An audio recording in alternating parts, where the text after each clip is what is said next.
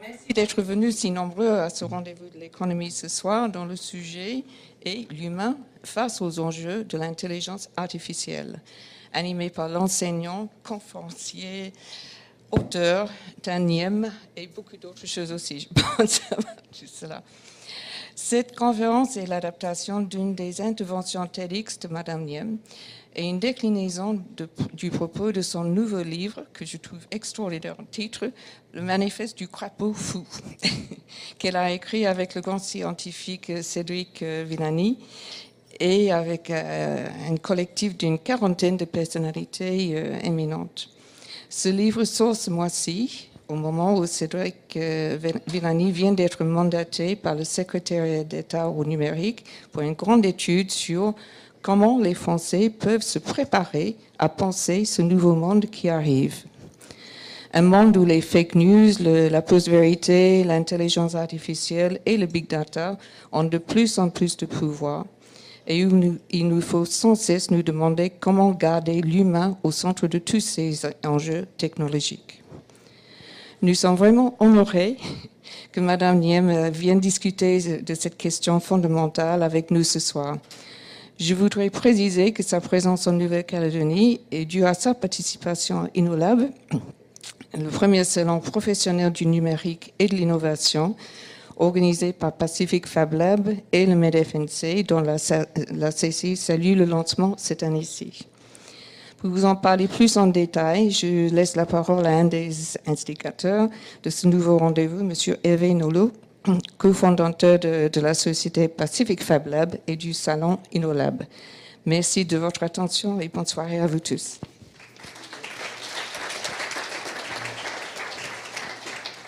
Bonsoir tout le monde.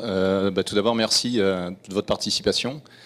Cet événement-là, il nous tient à cœur parce que je dirais que c'est le lancement d'InnoLab qui a lieu la semaine prochaine, donc du 3 au 5. C'est une grande première pour nous. C'est un projet qui est né d'une idée entre trois potes. On est quasiment parti de ça. C'est un projet qui est aussi avec ce qui se fait aujourd'hui dans les réseaux, dans les connexions. C'est comme ça qu'à travers nos contacts et nos réseaux, que ce soit en métropole, que ce soit à travers le monde entier, en Asie, etc., on a réussi à connecter Tan ici, qui est ravi de nous accompagner. On est super content de la trouver ici. Et voilà, c'est vraiment merci à tous d'être ici. C'est important pour nous. C'est une preuve que tout ça, ça attire. Il y a beaucoup de curiosité.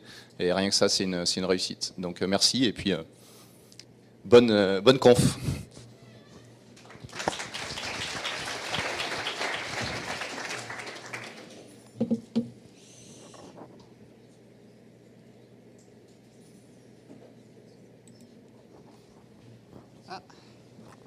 Alors je vais essayer de faire marcher cette machine. S'il peut m'aider à lancer le PowerPoint. J'y arrive pas. Désolée. Alors, bonsoir à tous. Merci à la Chambre de commerce et à vous tous de m'accueillir. Alors moi, je suis vraiment ravie d'être là. Je vais vous en parler. C'est à la fois un engagement personnel et professionnel. Et vous allez voir en quoi ma trajectoire a fait résonance finalement avec ce qui se passe ici. Et j'espère que ça pourra vous aider à faire émerger plein de choses passionnantes pour le territoire. Donc moi, je m'appelle Tan, j'ai 51 ans, et donc pour vous situer qui je suis, donc j'ai une trajectoire un peu, on va dire, atypique, pour pas dire autre chose, puisqu'en fait, j'ai eu d'abord une trajectoire de businesswoman assez accélérée. À 30 ans, j'étais la première femme élue partenaire du cabinet de conseil McKinsey. Je ne sais pas si vous connaissez, je pense qu'à la CCI, vous connaissez un peu cette boîte-là. Donc, on va dire que ça faisait partie quand même des grandes boîtes de la planète. Et j'étais la première femme et la plus jeune du monde. Résultat, pendant presque 15 ans, j'ai eu une trajectoire assez rapide. J'ai calculé que je faisais le tour du monde je faisais 2 fois le tour du monde en un mois, à peu près. Donc, je dormais chez moi 1 fois par mois. Et le reste du temps, je visitais dans les hôtels, en Porsche, en Armani, etc. Et donc, évidemment, à 36 ans, j'ai eu besoin de donner un sens à ma vie. Donc, j'ai tout quitté à ce moment-là. Et c'est là que c'était bien plus intéressant. J'ai donc à ce moment-là quitté McKinsey en me disant est-ce que ces compétences que j'ai ne peuvent pas servir à quelque chose d'autre. Et donc je suis partie à ce moment-là dans les ONG et je me suis dit après tout, puisque je sais monter des projets, incuber des projets, lever des fonds, etc., je vais le faire au service des gens qui font des choses de bien pour la planète. Donc dans les années 2002, j'ai commencé sur ce qui était l'environnement, le développement durable, ça commençait un petit peu à décoller. Et puis, au bout après avoir accompagné une quarantaine de grosses ONG, je me suis dit, c'est pas comme ça qu'on va y arriver. À l'époque, si vous vous souvenez, c'était les grands combats écologistes. Donc c'était les uns contre les autres. Donc c'était Greenpeace, ces genres de choses. Et puis de l'autre côté, vous avez les gens du côté social qui étaient contre. Tout le monde était contre quelque chose. Et à ce moment-là, je me suis dit, c'est pas comme ça, il faut autre chose. Et donc j'ai commencé à faire ce qu'on appelle de l'intelligence collective. Et ça, je vais beaucoup vous en parler aujourd'hui, avant de vous parler d'intelligence artificielle. Et donc, pour moi, l'enjeu, ça a été très vite de trouver une clé pour accélérer la collaboration entre les gens. Et on va beaucoup parler de ça aujourd'hui, de partage, de monter en capacité des gens, et de se dire, quand je fais quelque chose qui marche, est-ce que je peux partager ces idées avec les autres? D'où mes TED Talks, j'en ai fait 5 aujourd'hui, qui étaient toujours basés sur ce partage. Donc je vais beaucoup vous parler de ça d'abord, et après on parlera de la Nouvelle-Calédonie. Donc cette image ici, je vous l'ai mise à l'écran. Merci pour... Hein? Ok, super. La souris est là, tout va bien. Alors là, je vous ai mis une petite image pour planter un peu le décor. À gauche, vous avez un peu les éléments de contexte. Donc le tsunami, c'est-à-dire la planète, tout ce qui ne va pas bien, vous êtes aux premières loges, vous ici évidemment. Ensuite, vous avez bien sûr le terrorisme, les fractures sociales, etc. Et puis vous avez comme conséquence les migrants. Donc on sait bien qu'ici c'est un problème, mais c'est pas que chez vous, c'est en train d'arriver partout en Europe. Et je crois que ce problème est en train de rentrer par toutes les fenêtres. On a beaucoup parlé de fenêtres aujourd'hui, c'était intéressant, avec une personne qui représentait les Kanaks et qui m'a beaucoup parlé de cette façon d'envisager les flux. Bref, là, sur la partie gauche, c'est les catastrophes, le contexte, en gros les tsunamis dans le radar. De l'autre, à droite, c'est mes passions. Donc vous voyez, il y a la mer, il y a l'apnée profonde, et puis donc l'animation ne marche pas, mais ce que vous avez au milieu, c'est le petit crapaud, dont je vais vous parler en deuxième partie. Le crapaud fou, pourquoi un crapaud fou? Et qu'est-ce que ça veut dire? Et ensuite, au milieu, j'ai mis une image que j'utilise beaucoup, qui est cette idée d'identité fluide. Vous verrez que dans tous les travaux que j'ai menés, pratiquement tous les gens avec lesquels j'ai construit des projets, ça va depuis les gens qui ont fondé l'Europe, il y a 75 ans, jusqu'à des jeunes qui ont 21 ans. C'est tous des gens qui ont une identité extrêmement fluide, extrêmement mobile. Et c'est très important de comprendre que c'est de là que ça part. Donc le crapaud fou, je pense qu'aujourd'hui, je vais vous parler de vous et de ce qui est dans vous, et comment, avec ça, on peut faire quelque chose de plus grand. Je ne dis pas que j'ai les réponses, mais je vais essayer d'apporter des témoignages. Voilà. Donc ça, c'est pour vous donner un peu le contexte. Donc maintenant, un petit flashback on va dire 15 ans avant. Donc là, je vous donne un petit déroulé de ce que j'ai fait de concret, qu'on peut connaître en tout cas d'un point de vue produit fini. Donc ça, c'est l'intelligence collective. Donc je pense que vous connaissez ce mot un peu valise. C'est l'idée que le tout est plus que la somme des parties. Donc l'équipe de football, c'est plus que 11 personnes qui courent après le ballon. Donc comment ça marche? On a travaillé beaucoup, nous, avec des chercheurs depuis une vingtaine d'années. Et c'était l'idée que les fourmis, par exemple, font ça très bien.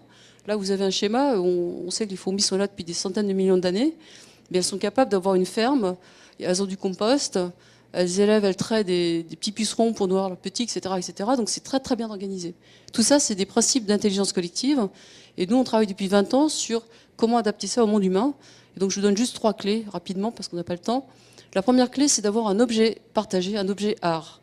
C'est-à-dire qu'on court tous après le même but. Ce but, ça peut être se battre contre les 3 tsunamis.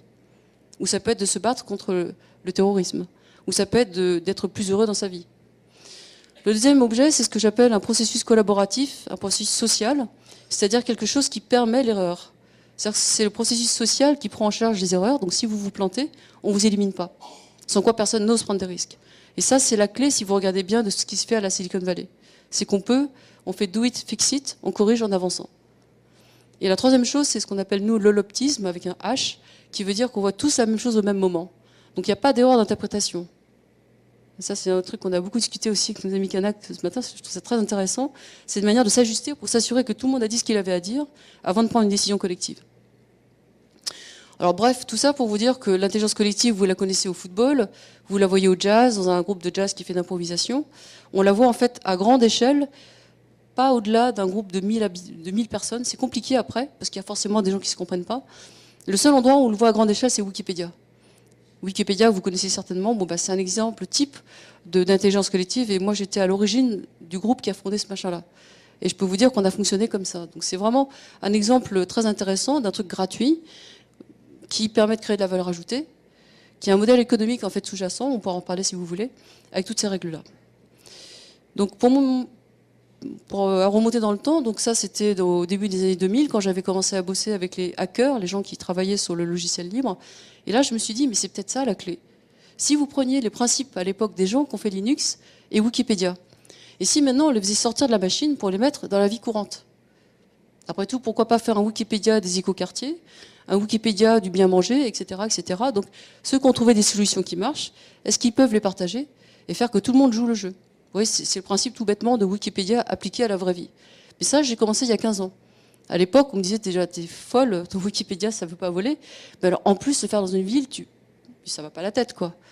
Et bien là, vous avez la preuve que c'est possible. Ça, c'est Los Angeles. C'est une ville qui est dans métropole, à côté de Lens. C'est l'une des villes, je crois, les pires qu'on puisse imaginer comme situation de pauvreté. Donc là, vous avez 2 terrils, donc les dégâts de la mine. C'est là que Germinal Zola a écrit son livre. Et le maire de cette ville, Jean-François Caron, descend de... Je vois qu'il y a une personne qui hoche la tête, donc vous le connaissez. On a commencé en 2002 ensemble. Et quand je lui dis, est-ce que tu peux faire de ta ville un Wikipédia? Je t'accompagne. Je te ferai tout le code source, toute la diffusion, tout ce qu'il faut pour que les gens comprennent ce qui se passe et qu'ils puissent prendre les recettes. Et au début, on m'a pris pour on me disait où est-ce que tu as posé ta soucoupe, quoi. Où est-ce que tu as atterri? Et c'était très compliqué, mais au bout de 15 ans, cette ville est devenue l'épicentre mondial d'une reconversion réussie sur une mine. Alors qu'au départ, on a quand même la moitié des gens qui ne payent pas l'impôt sur le revenu, et c'est la ville la plus pauvre de tout le secteur nord. Eh bien, aux élections, en 2008, Caron a fait 82% au premier tour, et en 2014, il a fait 100%. Donc il y a quelque chose qui n'est pas politique là-dedans. Alors après, parce qu'on n'a pas le temps, tout ce qui a été fait là, je l'ai documenté, tout est en open source. On pourrait l'appliquer ici, on en a parlé avec, je ne sais pas s'il est là, Christian, enfin bon. Voilà, donc en tout cas, il y a vraiment ici des recettes. Et ce qui est intéressant, c'est que c'est la première fois qu'on l'avait fait vraiment à l'échelle d'une ville avec 7500 habitants. Ça a été bien sûr fait avec la région, le SGAR, enfin tout ce qu'il fallait, l'ADRIR, etc., le préfet. Et puis au final, on a vraiment encodé tout ça. Aujourd'hui, on a des gens qui viennent de Chine, d'Afrique du Sud, du Brésil, et ça a été classé à l'UNESCO. Et on a réussi en 15 ans à retourner à la ville qui, aujourd'hui, connaît un très fort taux de croissance. Et donc, le stigmate de la ville fichue parce que c'est des mines, on a réussi à démontrer que c'était pas une fatalité. Et donc, on a fait déjà pas mal de films, on a fait aussi du cinéma, etc. Donc, tout ça, je vais vous le passer. D'ailleurs, j'ai pas pensé à prendre la disquette, mais j'ai tout ça en film. Et là, vous avez la marmotte, ici à gauche, c'est Jeremy Rifkin. Ceux qui ne le connaissent pas, c'est un des grands consultants qui a postulé l'arrivée de la 3e révolution industrielle par le collaboratif et l'Internet. Et donc, il a fait son premier projet pilote en France. Où ça? Eh bien, à Los Angeles. Donc, vous avez sa photo ici avec Jean-François Caron là-haut. Donc, tout ça pour vous dire qu'on a réussi à faire l'opération sur du tangible et sur des habitants. Et le plus intéressant, c'est que le 100% des gens qui ont voté pour Caron signifie que pratiquement 9 personnes sur 10 sont impliquées dans un projet citoyen dans la ville aujourd'hui. Ça va être du foot essentiellement, du sport, des trucs de bien vivre, et c'est très bien comme ça. C'est pas obligé de faire de l'éducation populaire compliquée ou l'écologie ou autre chose. Non, il faut juste s'engager dans quelque chose qui fait qu'on participe au mieux vivre ensemble. C'est ça vraiment le message de cette méthode-là.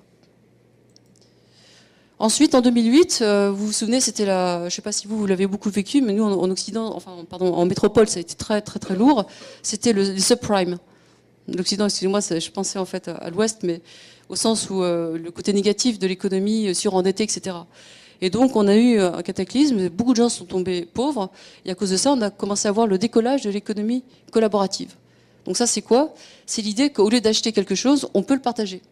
Mais là, c'était pour des raisons économiques que les gens l'ont fait.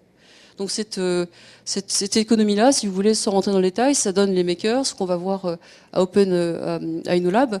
C'est des gens qui commencent à bidouiller des machines pour fabriquer des objets. Et une fois que vous avez la recette, c'est très facile de la passer à tout le monde.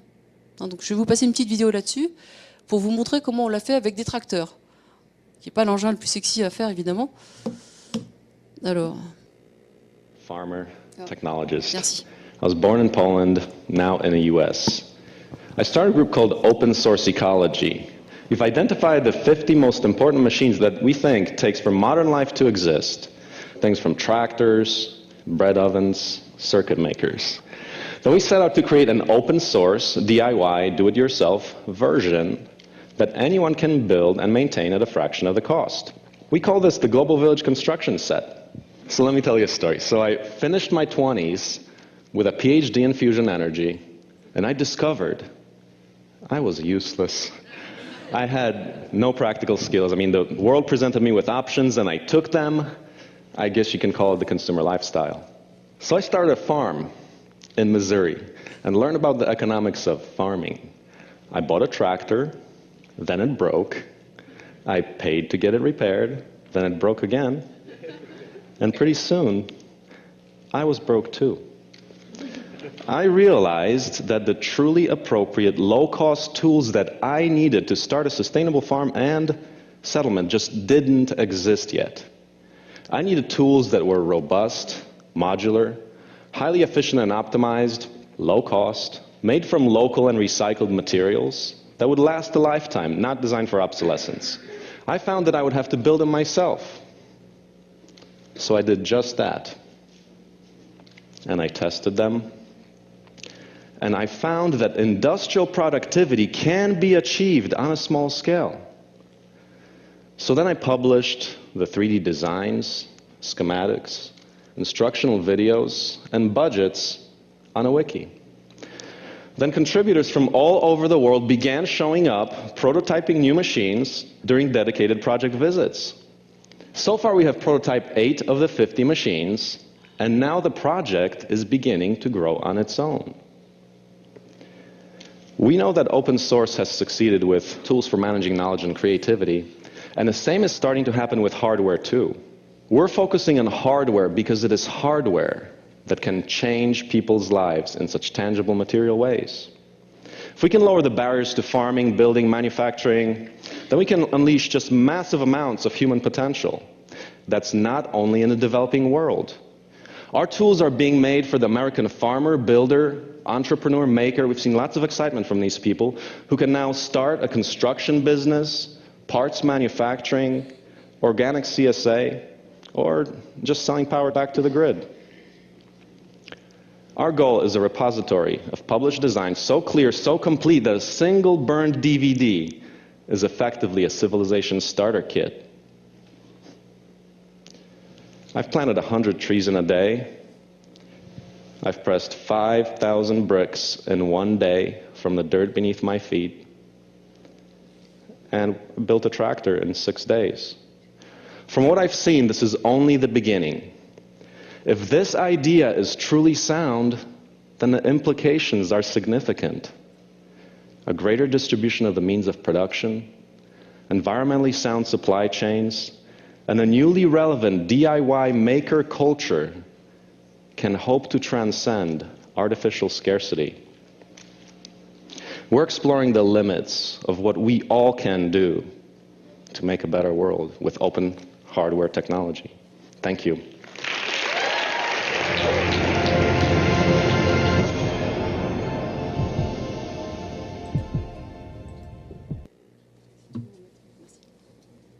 Merci. Voilà, donc là, vous avez un exemple, alors deux remarques. D'une part, vous voyez que là, après la ville de Los Angeles, qui est devenue une sorte de ville open source, on s'est attaqué à des objets relativement sophistiqués, donc des tracteurs. Mais aujourd'hui, ce projet a été fait en 2009. Et aujourd'hui, c'était donc il y a presque 10 ans. Et ce truc a littéralement explosé. On a fait des summer camps dans plein de pays du monde où on explique aux gens comment se servir des recettes. Et la communauté en elle-même commence à fabriquer des pièces, à s'envoyer des parties. Donc c'est ça qui est intéressant dans InnoLab, c'est que c'est les communautés qui créent les produits localement. Et donc vous voyez l'intérêt de ce modèle-là, c'est que localement, vous pouvez fabriquer des tracteurs, autre chose, ce dont vous avez besoin. Donc ça, je crois que c'est vraiment une des recettes, une des clés de ce modèle. Et on a également vu un autre aspect, c'est bien évidemment l'économie au niveau écologique pour les ressources et matières premières. Donc tout ça, c'est vraiment un modèle qui fonctionne bien. Et aujourd'hui, en tout cas, c'est pour ça aussi quand tu m'as appelé, moi ça m'intéressait vraiment de venir ici. Moi j'ai accompagné la création au départ des Fab Labs en 2004 avec Gershenfeld du MIT. Et depuis, on en a créé beaucoup d'autres. Et pour moi, ce qui était essentiel, c'était toujours de mettre au centre, pas que la techno, mais à qui ça va servir. Donc d'inclure les fermiers, les utilisateurs dans le modèle. Mais on y reviendra après. L'autre chose ensuite que je voudrais... Alors, est-ce que ça va marcher? Ouais, voilà. L'autre chose également sur laquelle je voudrais attirer votre attention, c'est quand on parle d'économie collaborative, il y a toujours deux faces à ça. Il y a une face qui est la partie, les amateurs qui font des trucs, qui partagent tout en open source, qui sont sympas, etc. Et puis il y a la face, bien sûr, commerciale, qui n'est pas forcément mauvaise, je pense même qu'elle est nécessaire. Windows n'a pas éliminé Linux et vice-versa. Les deux existent. C'est chacun en fonction de ses usages. Donc là, vous avez deux exemples très connus d'une économie qui était basée au départ sur des modèles gratuits d'économie collaborative. Donc c'était au départ ce qu'on appelle le couchsurfing, qui est devenu Airbnb. En tout cas, Airbnb s'en est servi pour développer son modèle. Cette boîte vaut aujourd'hui 20-25 milliards de dollars, enfin, je crois quelque chose comme ça. Et puis l'autre qui est bien connu, c'est Uber, qui s'est basé sur ce qui était au départ Blablacar. Pareil, un truc qui était au départ gratuit, qui d'ailleurs maintenant est parti en IPO en bourse, enfin, qui s'est donc vendu de manière commerciale. Mais aujourd'hui, Uber vaut, enfin, c'est très variable, mais on va dire qu'aujourd'hui, ça vaut 75 milliards de dollars pour fixer les idées en seulement 5 ans. Donc les leçons qu'on peut dire, c'est que, 1, ça crée de la valeur, sans quoi il n'y aurait pas de modèle qui fonctionne. Et 2, la question que ça pose réellement, c'est qui prend la valeur. Mais ce que je voulais dire ici, c'est qu'on me dit souvent, oui, t'es gentil avec l'open source, c'est gratuit, donc ça marche pas. C'est faux. C'est pas une question de gratuit. C'est qu'on crée une valeur et après, qui prend la valeur. Donc, comme vous êtes des économistes ou plus ou moins liés à des entreprises, je suis prête à en parler avec vous. J'ai une pléiade de modèles dans lesquels le truc gratuit rapporte beaucoup de valeur ajoutée et crée en fait des modèles économiques. Ensuite, un autre aspect sur lequel je voulais venir, après donc les écoquartiers, les objets, maintenant c'est la partie science. Ici, vous avez François Tadei, je crois qu'il a fait une vidéo pour vous d'ailleurs, je ne sais pas si vous allez la jouer. Donc François Tadei est un grand pote avec lequel j'ai passé presque 2 ans à fabriquer des projets très marrants aussi, mais cette fois-ci dans Open Science et Éducation. Vous avez d'ailleurs vu, je crois, Idriss Aberkan passer ici, c'était un de nos étudiants du CRI, avec lequel on a eu pas mal de débats sur sa méthode, on va dire. Mais franchement, c'est un exemple de personne qui a été créée, en tout cas accompagnée par le CRI. Donc le CRI, c'est quoi l'idée ? François Tadei est un chercheur en sciences de la vie qui s'est dit, après tout, moi ce que je comprends des sciences de la vie, est-ce que je peux l'appliquer au modèle de fonctionnement du mental humain ? Et est-ce que je peux comprendre comment les animaux ou les bactéries apprennent et en tirer des leçons pour nous ? Dit autrement, ce que vous voyez sur Facebook ou sur Twitter, on peut s'en inspirer sur la viralité de ce qui se passe avec les bactéries. Et en fait, il avait fait sa thèse, lui, sur le fait que les bactéries apprenaient plus vite que nous et c'est pour ça qu'on n'arrivait pas à les éliminer. C'est une autre histoire, mais c'est absolument fascinant quand on parle d'intelligence collective et que c'est toute une question de transmission accélérée. Donc pour vous donner quelques exemples concrets, ici vous avez l'un des premiers exemples qu'on a bidouillé avec les élèves du CRI, en bas à gauche. C'est tout simplement un smartphone sur lequel on a collé, c'était il y a presque 10 ans maintenant, on a collé une lentille optique qui vaut 15 €. Et avec ça, vous aviez un programme bidouillé par les étudiants qui rend la machine plus efficace qu'un microscope électronique qui vaut 250 000 €. Imaginez les applications. On a évidemment envoyé ça à Jakarta, dans les pays pauvres. On leur a dit, maintenant, vous allez regarder si... on va identifier ce qu'il y a dans le sang de votre grand-père qui a la fièvre. On va vous dire si c'est le malaria de type 1, 2, 3, machin, etc. Et donc, ça a permis de complètement délocaliser les services de santé et d'accompagnement et de diagnostic également. Et ça, c'était avant que je vous parle d'intelligence artificielle, qui va venir après. Donc ça, pour vous dire que déjà, plein de choses existent. Donc, on n'a qu'à se servir de ça pour avancer plus vite. Et là, vous avez un autre exemple que j'aime bien, c'est X-Prize. C'était l'idée de faire des prix, des hackathons. Je pense que vous connaissez le truc. Hein. C'est comme les business plan competition sur un week-end. Sauf que là, ce sont des prix qui visent de toucher au moins 1 million de personnes. Et les prix sont plutôt de l'ordre de 10 millions à 100 millions d'euros que de dollars, quoi. Donc c'est que de centaines d'euros, pardon. Donc c'est vraiment quelque chose qui veut passer à l'échelle. Et donc moi je travaille avec la personne qui a créé ça, c'est un espèce de crapaud fou qui vient de l'ENS et qui a fait HEC. Et il est en train de faire un travail remarquable sur l'intelligence artificielle appliquée à l'art et à la détection des signaux faibles à travers toutes les émergences sensibles qui ne sont pas forcément capturées, je dirais, par le système économique. Donc pour vous dire que là-dedans, il y a un repère de gens très spéciaux. Et moi, j'avais commencé à travailler avec eux en 2012. Donc aujourd'hui, on a une 50aine de jeunes comme ça dans le monde entier, notamment en Chine. Je t'en ai parlé à Tsinghua University, donc des jeunes qui font ce genre de choses et qui sont déjà en train de les passer à l'échelle. Et comme on partage ce code source entre nous, on peut aller beaucoup plus vite dans le partage. C'est pour ça, quand on m'a dit, il faut que tu viennes ici, je me dis, mais c'est pas loin de l'Asie, donc tous les potes dans le coin, on va pouvoir les faire participer à ce grand concours d'open source. Voilà. Donc François, bien sûr, est au courant et il est ravi qu'on puisse faire ça ensemble. En tout cas, on jette des bases pour aujourd'hui. Un dernier point avant de passer au crapaud fou, ça c'est un exemple de ce que j'ai fait il y a 3 ans au Vietnam, en 2012. Et c'est la même chose, c'est le modèle du CRI, tout ce que j'avais fait à Los Angeles, je l'ai apporté au Vietnam. Sauf que là, c'était directement pour la Banque mondiale et le gouvernement. Et j'ai donc créé une sorte de laboratoire directement sous le Premier ministre. Et l'avantage des Vietnamiens, c'est qu'ils sont très bons en code. Tout le monde code là-bas. Hein. Dès que vous avez 15 ans, vous hackez déjà pratiquement tout. Et du coup, en prenant 25 jeunes étudiants, on a fait des hackathons sur 15 jours cette fois-ci. Et là, eux, ce qu'ils m'ont fait, c'est que je leur ai demandé d'aller bosser sur les vrais problèmes. On avait appelé ça le Wicked Lab, c'est-à-dire le laboratoire des problèmes compliqués. Et donc, ils ont été chercher des solutions pour les orphelins qui traînaient dans les rues, également pour des femmes enceintes qui étaient bloquées dans un embouteillage, il n'y a que ça à Saigon, hein, vous savez. Et puis même des choses comme comment faire pour anticiper l'arrivée de certaines maladies épidémiques grâce à ce genre de méthodologie. Donc, on faisait ça sur 21 jours, et à la fin, la Banque mondiale récompensait les meilleurs étudiants. Donc voilà des exemples de choses, il y a plein d'exemples comme ça. J'invente rien, je vous rapporte juste quelques témoignages. Et là, en bas, on est à Helsinki, on a invité un des gros événements Open Innovation qui s'appelle Sludge, qui a lieu chaque année à Helsinki, qui est absolument fascinant. Voilà. Ensuite, donc, pour pas vous faire trop patienter, donc voici le crapaud fou que j'ai dessiné avec un ami. Donc vous voyez que ce qu'il a sur la tête, c'est pas un entonnoir, c'est un déboucheur.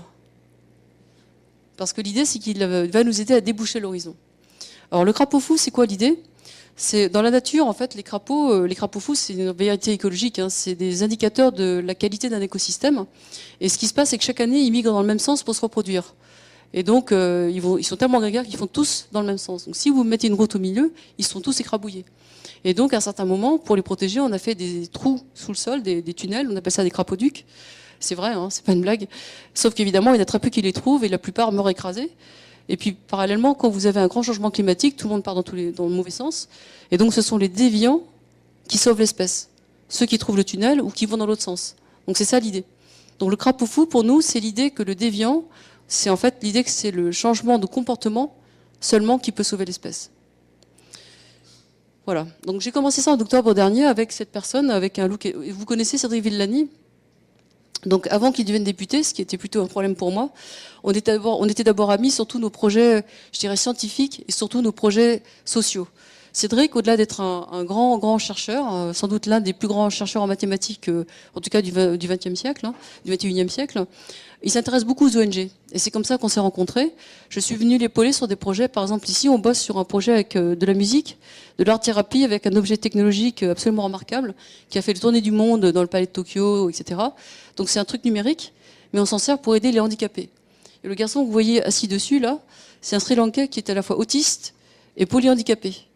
On a fait 1000 ateliers avec des jeunes qui ont réussi à sortir dans leur isolement grâce à la machine. Et moi, derrière, bien sûr, j'ai mis tout le système d'entraînement dont je vous ai déjà parlé, donc coder les trucs, mesurer et rendre ça réplicable. Et donc, ce genre d'application est juste énorme parce qu'il y a beaucoup d'argent pour la recherche. Donc, c'est toujours cette montée en capacité dont je vous parlais. Au lieu de leur filer plein de médicaments, de les sortir de leur environnement et de leur imposer un traitement intrusif, on les fait venir sur la machine, ils jouent, ils découvrent des trucs, et au bout d'une minute, ils entrent dans ce fameux état de flow qui correspond au moment où vous commencez à traiter votre cerveau. Et j'en parlerai tout à l'heure sur l'apnée. Donc voilà un exemple, donc ça c'était il y a un an. Et donc à un moment donné, en discutant tous les deux, on a cette idée un peu folle, on se dit mais on voit bien que ça va pas, les crises se multiplient, mais rien ne change et les rapports s'accumulent, donc qu'est-ce qu'on peut faire? Et donc Cédric, qui est un mathématicien, m'a dit le problème est mal posé. Tant que les solutions viennent de l'extérieur, les gens vont pas se bouger, donc il faut inverser la question et on va dire pour commencer que c'est un tsunami. Parce que quand il y a un tsunami, bah, vous êtes obligé de vous bouger. D'accord?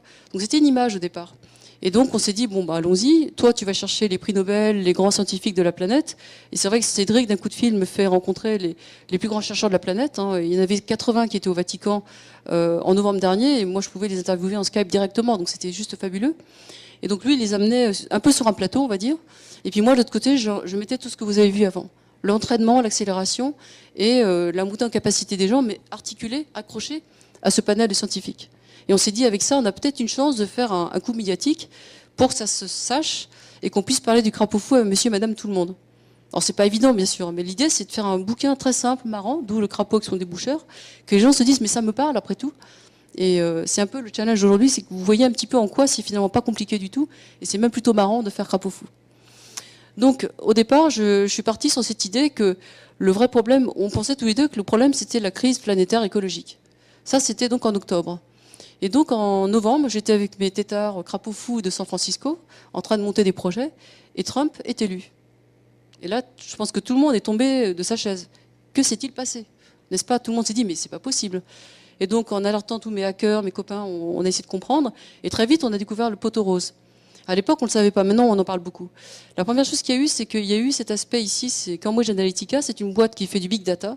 Donc c'est là qu'on voit l'usage de la technologie à des escients peut-être redoutable. Et en bas, vous avez surtout Steve Bannon. Je ne sais pas si vous connaissez le personnage. Oui. Est-ce qu'il y en a qui ne le connaissent pas éventuellement ou... Ok, donc je vais dire un peu ce que c'est quand même. Steve Bannon est le personnage un peu sinistre qui a permis l'élection de Trump, avec quelques autres, mais notamment lui. Donc lui, il possède deux choses. Il possède cette boîte qui s'appelle Cambridge Analytica, qui fait du big data. Donc big data, c'est des boîtes qui font des gros logiciels de calcul sur des données et qui vous donnent des résultats prédictifs de ce que vous allez faire ou de ce que vous aimez. Vous allez vous marier, avoir un enfant, etc. Et Breitbart, c'est une agence de alt-right, c'est-à-dire c'est une agence comme, on va dire, Reuters ou l'AFP, sauf qu'elle est résolument d'extrême droite néo-nazie. Et Bannon a déclaré il n'y a pas très longtemps que son but était de faire disparaître les musulmans de la planète, comme ça on n'aura plus de problème avec le terrorisme. Et ce type est le numéro 2 de la Maison Blanche, enfin l'était. À l'époque il était carrément le numéro 2. Et donc quand j'ai fait le lien, parce qu'il est actionnaire majoritaire des deux boîtes, j'ai demandé à mes copains, mais est-ce que c'est possible que ce type ait mis les données de Breitbart dans Cambridge Analytica? Et la réponse était que oui.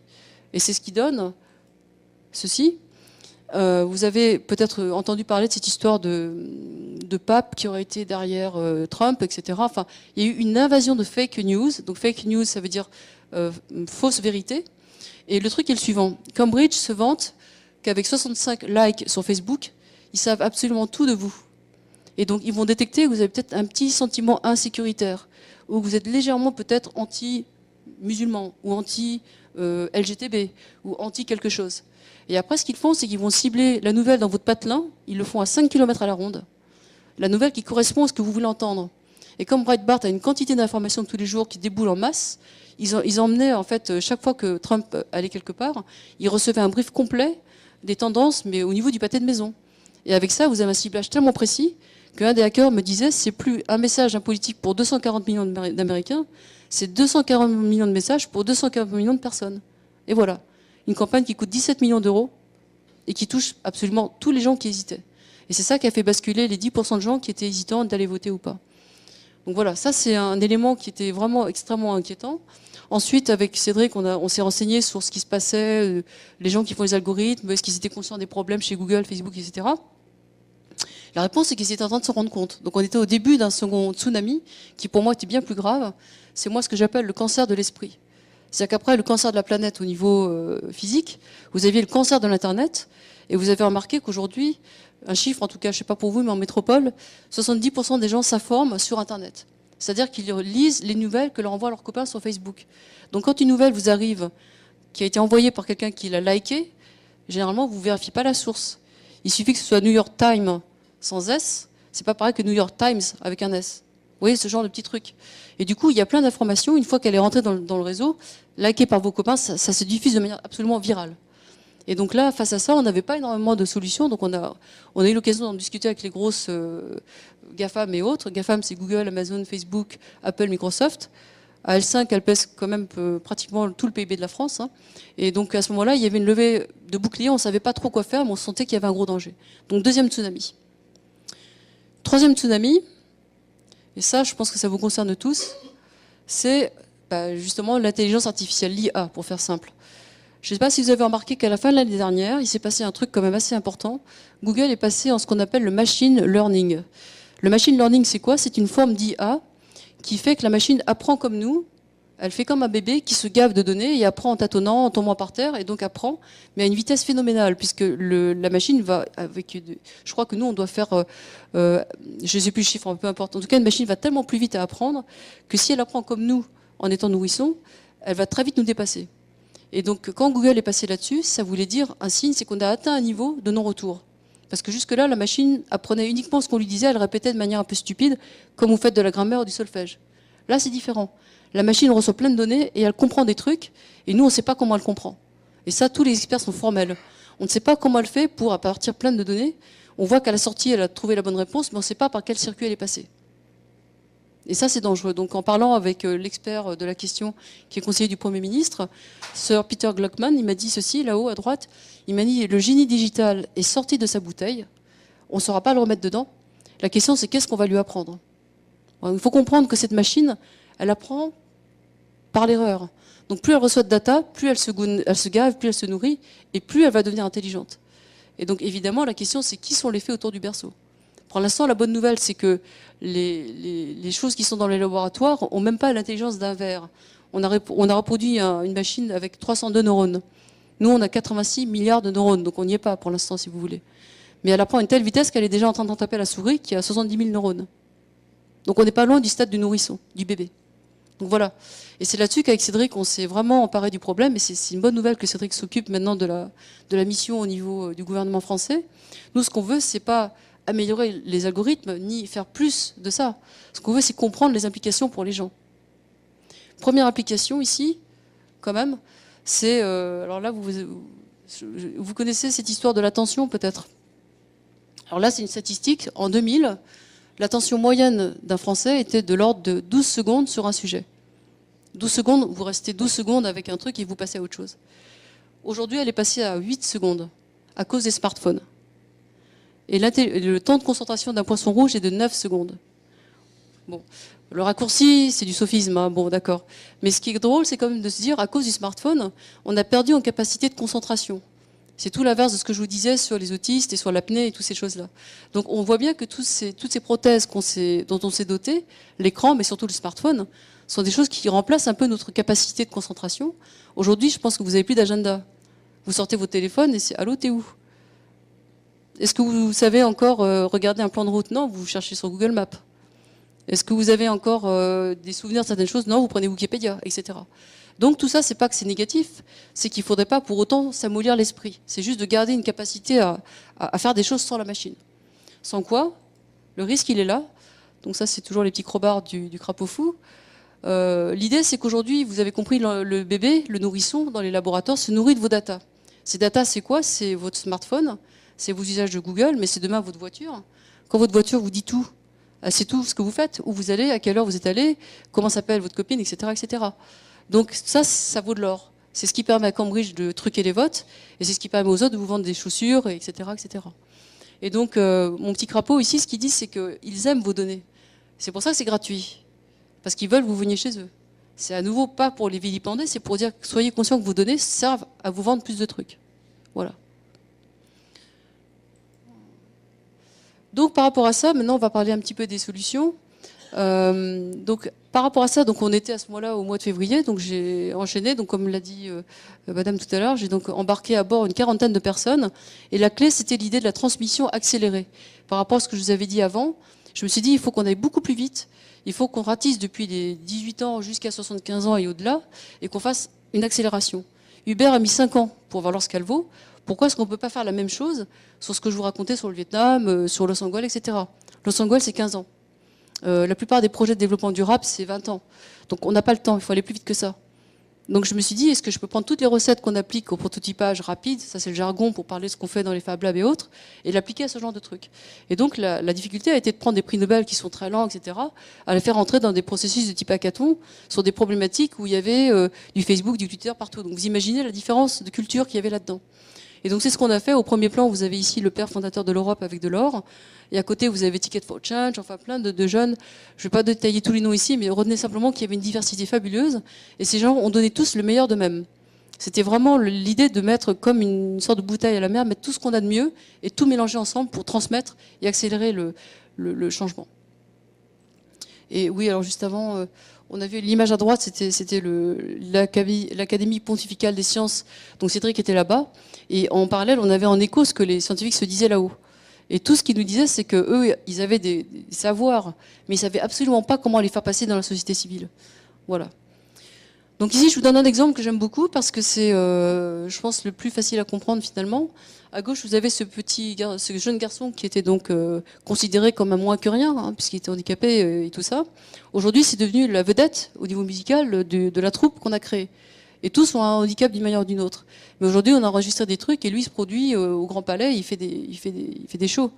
C'est juste prodigieux d'imaginer ce que ça veut dire pour ses parents et pour tous les gens atteints d'autisme et autres. Et à droite, vous avez une dame qui s'appelle Fabienne Casellis, une grande copine, une crapote folle aussi. Et elle, ce qu'elle est, elle est Asperger, sa fille est Asperger, son fils est autiste.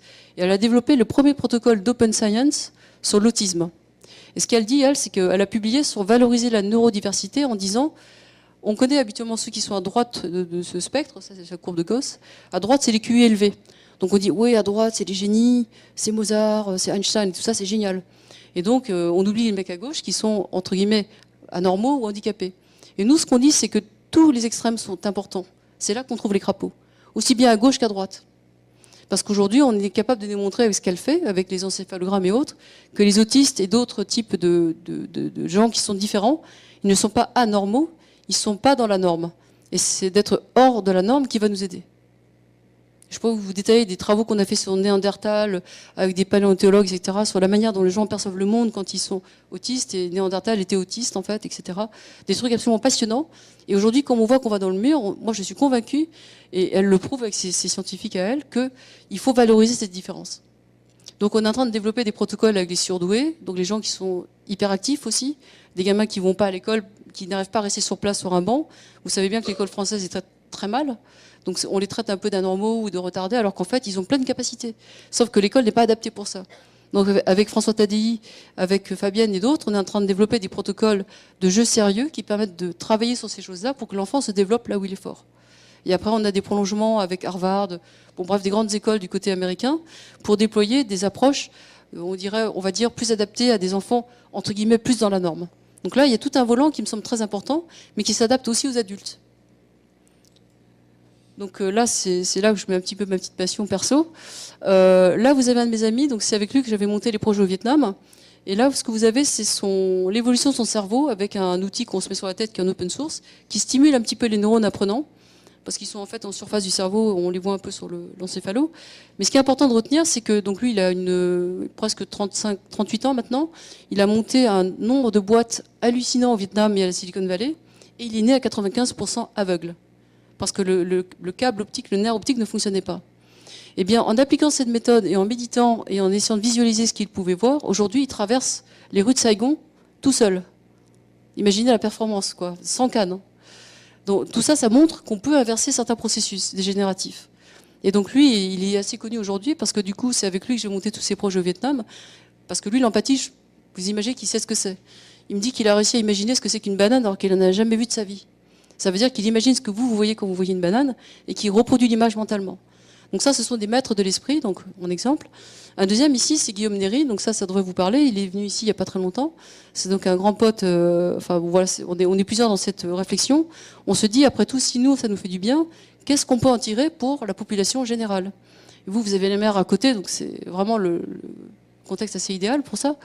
Et donc avec Néry, il y a ici, vous voyez, c'est lui qui est dans la machine en bas, là à gauche. C'est le professeur Loris qui est à Liège. Cet homme était spécialiste des états végétatifs, donc le coma. Et donc il avait plutôt travaillé sur des gens qui étaient incapables de bouger. Et il a démontré que 44% d'entre eux étaient encore conscients. Donc il ne fallait pas les débrancher. Et par contre, que 50% des cas qu'on voulait garder en vie n'étaient plus conscients. Donc il a complètement inversé les limites de qu'est-ce que c'est que d'être vivant, conscient, pas conscient, etc. Il a fait 2 TED Talks, déjà, si vous voulez les voir sur Internet. Et il a écrit un bouquin passionnant. Et donc, il fait partie des gens avec qui on discute beaucoup. Donc lui, il a eu cette idée vraiment brillante de se dire, il y a 2 ans, après tout, au lieu de travailler sur des gens qui sont en état de légumes, est-ce que je peux prendre des gens qui sont vivants, mais qui sont capables de changer d'état d'esprit? Et donc, il a mis dans ses machines, dans ses protocoles de recherche, il a mis Guillaume Néry. Et ensuite, il a mis ici, donc c'est Mathieu Ricard, le moine, voilà. Et ben, on a trouvé des résultats prodigieux, j'en parlais avec toi tout à l'heure. On a prouvé que l'apnée ne rend pas débile. Au contraire, enfin, ça dépend de ce qu'on fait, où l'on était avant au départ. Mais en réalité, ce qu'on démontre, c'est que la capacité de concentration qui est nécessaire quand on fait de la méditation, qu'on fait aussi quand on fait de l'apnée, qu'on descend à 40 mètres ou 50 mètres, etc., bah, c'est un truc qu'on peut exercer au quotidien. Dans une situation que vous avez certainement vécu, une réunion d'entreprise un peu foireuse, ça nous énerve et on peut s'énerver et ça ne marche pas. Donc il y a d'autres façons de contourner ces problèmes-là et ça en fait partie. Une autre application très concrète, c'est de se mettre en état d'hypnose pour quand on va à l'hôpital. Aujourd'hui, il y a des hôpitaux qui ne font plus si je suis fatiguée, d'anesthésie, voilà, et qui font de l'hypnose. On a aussi des écoles du côté du MIT avec lesquelles on améliore les capacités des gens par ce qu'on appelle la psychologie positive. En France, c'est Christophe André qui fait ça. Et donc, ce sont des gens qui ont travaillé sur une discipline qui n'est pas de réparer les gens malades, mais d'améliorer là où vous êtes bon. Tout ça, je peux vous en parler à longueur de temps. Il y a plein de choses qu'on peut appliquer et c'est gratuit. Donc vraiment, ce serait dommage de ne pas s'en servir. Voilà, donc là, j'ai mis un peu... voilà, j'ai pas eu le temps de bidouiller l'image. Je voulais retrouver une image j'ai vu dans l'avion des trucs sur la mer de corail. Tous les enjeux actuellement sont ce truc-là qui me semble juste énorme. Bon, on peut en parler si vous voulez, mais pour moi, c'est clair qu'une des idées, ça serait de joindre un modèle économique avec un modèle de santé, avec un modèle de bien-être, et bien sûr écologique. Hein, donc on en parlait tout à l'heure, il est évident que si vous avez des touristes qui viennent voir les baleines avec un gros bateau ou avec un hélicoptère et qui repartent en restant que 2 jours, c'est mauvais pour tout le monde. Si vous avez des gens qui viennent faire de l'apnée, vous êtes sûr qu'ils vont rester plus longtemps pour s'entraîner, pour voir les choses. Ils vont plutôt bouffer d'une certaine manière, peut-être plus simple, plus locale, plus végane, ou etc. Enfin, il y a plein de choses qui sont liées dans une attitude au monde peut-être. Donc moi, en tout cas, c'est ça que j'ai commencé à essayer de voir, travailler avec d'autres îles. Je suis en contact aussi avec quelques autres îles dans le monde pour ces questions. Et je crois que c'est vraiment important de commencer à se rendre compte que, je ne sais plus qui disait ça, oui, c'était encore notre même ami l'autre jour, là. L'océan, c'est quand même pratiquement 78% de la surface de la planète, et la Terre est posée dessus. Mais ce qui nous relie tous, c'est l'océan. Donc si on arrive à trouver des solutions dans l'océan, on peut les passer à beaucoup de monde. Et les animaux le savent bien, les baleines le savent bien, parce qu'elles se baladent, et on connaît leur trajet. Voilà, donc, et pour vous dire, j'ai des anthropologues en France avec lesquels on bosse depuis des années, depuis 20 ans. Barbara Glovzeski, si certains d'entre vous ne connaissent pas, je peux vous envoyer des papiers. Elle a travaillé depuis 20 ans sur ce que font les aborigènes d'Australie. Ça a fait écho avec des choses que font les Maoris, et ça fait écho avec d'autres peuples de la mer. Et il y a plein de choses absolument passionnantes sur cette façon de se relier. Et Barbara, en 1994, a fait sa thèse sur l'idée que cette manière de se relier anticipait l'arrivée du web. Et le web est arrivé en 2001. Donc quand même, il y a quelque chose de vraiment remarquable là-dedans. Voilà, donc... autre chose également qui ressort de nos travaux des crapauds fous, donc en fait il y a un bouquin, j'ai pas pu vous l'amener parce qu'il est arrivé sur les... Il vient juste d'être imprimé, donc il est à Paris. On essaiera de vous en envoyer ici, mais pour l'instant, je ne sais pas si vous avez des libraires qui vont le commander, peut-être on peut trouver une méthode intelligente de le fabriquer ici, enfin on peut en parler. Donc le bouquin en fait c'est un code source dans lequel les 34 ou 40 ont mis tout ce qu'on avait de mieux pour le partager de manière utile et facile à reprendre. Hein, c'est toujours cette idée de gratuité. Et là, vous avez une jeune personne, alors là-haut, c'est le patron de la Croix-Rouge internationale, qui a fait partie du groupe, hein, et qui nous dit, nous, ce qui nous manque, nous, les ONG, c'est qu'on ne sait pas collaborer. On ne sait pas servir d'un wiki.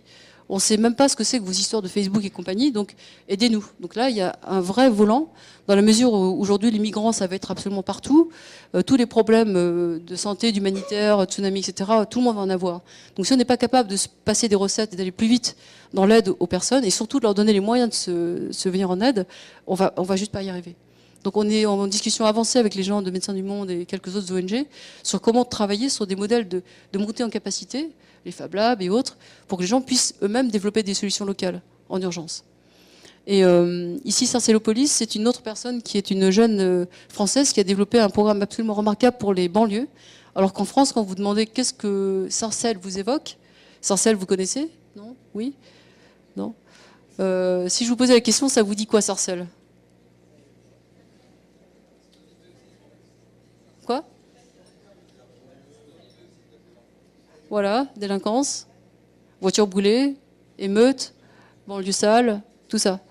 Bon, bah, cette jeune fille, elle a que 27 ans, elle était en train de travailler dans le monde entier, et puis elle est revenue à Sarcelles, et elle a dit, j'en ai marre qu'on traite ma ville comme ça. Et en 2 ans, elle a complètement retourné la vision des Sarcellois, d'une part, et des journaux sur la ville. Aujourd'hui, il y a un encart spécial dans le Parisien, où c'est elle qui publie toutes les choses positives que fait la ville. Et elle parle de ce que font les gens. Et ça s'appelle le Sarcelloscope. Et elle est en train de répliquer ça dans plein de villes en France. Et moi, je lui dis, il faut que tu viennes avec moi dans d'autres pays du monde pour expliquer comment tu as fait ça. Elle n'avait pas un rond. Et aujourd'hui, c'est les gens du local qui écrivent le journal. Voilà, donc ça, on a plein d'exemples comme ça dans le bouquin et dans le réseau. Et là-haut, vous avez une boîte que j'aime beaucoup qui pourrait nous aider, QuantCube, qui est une jeune start-up absolument aussi étonnante. Ils étaient les seuls à avoir vu arriver Trump et le Brexit. Ils avaient anticipé ce que faisait Cambridge. Et donc ces gens-là font partie des crapauds fous, donc c'est devenu des amis. Et chaque fois que j'ai une question de big data un peu compliquée, je leur demande, et très souvent ils ont déjà des modèles, des hypothèses. En ce moment, ils font des projets avec la Banque mondiale en Afrique pour anticiper l'arrivée de certaines maladies, pour également voir l'extension des camps de réfugiés. Et quand je leur parlais de la Nouvelle-Calédonie, ils me disent, ah bah tiens, on vient de soumettre un projet à l'Agence spatiale européenne, et on va regarder par satellite tout ce qui se passe au niveau des mers pour voir l'augmentation, tout ça, tout ça. Et je lui dis, bah, Nouvelle-Calédonie, tu peux la mettre dedans ou pas? Il dit, bah, il faut voir, mais oui, pourquoi pas, etc. Et là, il me dit, d'autre part, on fait des drones. Donc, si on veut aller observer ce qui se passe sur les surfaces ou au fond des mers, on a des objets qu'on est en train de faire en do it yourself, qu'on peut envoyer sous l'eau pour nous récupérer des données. Voilà, donc c'est que de la collaboration, et toujours dans ce but d'améliorer la condition de vie des gens. Donc ça, bon, ça c'est pour la petite histoire, vous connaissez peut-être le point de bascule. Là, je l'ai mis pour les économistes ici, la fameuse théorie des early adopters, etc., etc. Donc toute l'idée, c'est que, pour ceux qui la connaissent pas, c'est que normalement, dans le changement, dans le marketing, pour l'adoption, on va dire, ce qui se passe généralement, c'est que vous avez au départ 2,5% de gens qui innovent vraiment. Ensuite, vous avez 13,5% de gens qui sont les early adopters, qui vont sauter sur l'innovation. Et c'est une fois qu'on arrive là, qu'on a le point rouge, le point de bascule, les autres suivent et ça passe de l'autre côté, ça devient une mode. Et bien moi, l'idée, c'est que les crapauds fous sont en amont des 2,5%. Ils font partie de ces gens qui explorent le tunnel, pas pour faire du pognon ou quoi, c'est simplement parce qu'on est convaincu qu'il faut aller sous le tunnel chercher autre chose. Et si on le trouve, on revient. Et c'est grâce à ces crapauds fous qu'il y a ensuite les 2,5% des gens qui vont innover. Donc les crapauds, ils sont vraiment en amont dans cette recherche d'une autre manière de vivre par rapport à cette tsunami qui arrive. Voilà, et donc pour terminer, j'aurais pu vous parler aussi, mais je préfère peut-être vous laisser poser des questions. J'ai un gros volet là-dessus sur la génération 2050, c'est ainsi qu'on l'a appelé, avec les vieux, là tous les anciens, qui nous ont donné vraiment du matériel. Et l'idée, c'était qu'on pense que les gens qui vont jouer un rôle clé demain sont la génération qui est actuellement en âge de voter eux-mêmes avant, on va dire 17 à 35 ans, parce que ces gens-là seront aux manettes en 2050. Et si vous faites un calcul, la plupart des gens qui sont ici seront à la retraite à ce moment-là, et c'est eux qui payeront nos retraites. Donc la meilleure assurance pour le futur, c'est de donner à ces jeunes les moyens de préparer l'avenir qu'ils veulent. Et c'est pas comme on faisait à la COP21 de leur dire les gentils, dessinez-moi une planète et puis allez jouer à côté. Hein, c'est pas ça du tout. C'est de leur montrer ce qui se passe et de leur donner les moyens de dessiner ce qu'il faut, de devenir auteur. Et donc nous on travaille vachement là-dessus avec les écoles, etc. Donc ça je pense que c'est vraiment un message clé, c'est qu'il faut vraiment accélérer la transmission en amont et considérer qu'un gamin, même avant d'être majeur, même avant 18 ans, est capable de produire déjà énormément de choses. Donc ça c'est un autre volet, mais il y a beaucoup de choses à dire là-dessus. Et donc pour terminer, donc je renvoie là-bas mes amis d'Inolab ici présents. Donc le crapaud fou, il a un seul message finalement, si je pouvais résumer. Donc les 3 tsunamis, donc pas 1 mais 3. Moi je crois que c'est parce qu'il y en a 3 qu'on a une fenêtre d'opportunité actuellement, parce que ça oblige à bouger. Tant qu'il n'y avait que l'écologie, on peut dire c'est pas mon problème, c'est à l'autre bout de la planète. Mais le problème là de vous êtes le produit, c'est vous tous, ça, le poisson rouge, etc. Potentiellement, c'est vos enfants, c'est peut-être vous-même déjà. Ensuite, le problème de la fracture sociale, vous l'avez vous ici avec les migrants. Nous, on va commencer à l'avoir beaucoup en Europe et c'est ça qui fait bouger les gens. Quand ils voient les migrants à la porte de la chapelle, ça leur fait peur d'un coup. Là, c'est à leur porte, ça leur fait plus peur que ce qui peut vous arriver ici.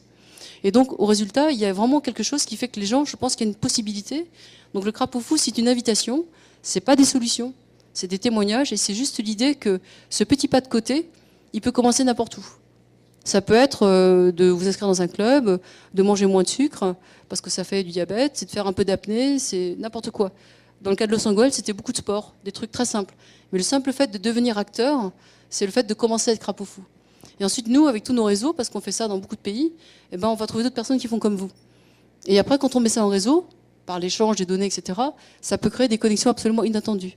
Donc moi, des cohortes de crapauds fous, j'en ai déjà sur San Francisco, Berlin, Berne, et là, ça additionne à toute vitesse. Et ce qui est génial, c'est que si vous voulez démarrer, je pense qu'on trouvera très facilement des connexions dans d'autres endroits. Et l'idée, c'est qu'il faut juste, au départ, dire ce qui vous fait kiffer. Sinon, on ne peut pas vous détecter. Hein. C'est aussi con que ça. Voilà. Et donc, le crapaud fou, c'est ça. Et donc là, donc nous, on sera ensemble du 3 au 5. Et notamment avec l'équipe ici qui organise tout l'événement, on va être présent le matin entre 8h30 et midi pour écouter tous les gens qui ont envie de participer, de dire quelque chose. Donc on vous invite à venir, il y a vraiment, je crois, de la place. Hein. Je vous laisserai expliquer tout ça, mais normalement, nous, on est là 3 jours de suite, c'est beaucoup, en fait, pour vraiment faciliter la remontée de vos envies éventuellement, d'agir ou de participer ou de dire ce qui ne vous plaît pas aussi. Hein. C'est important. Voilà. Donc merci beaucoup pour votre écoute. Et,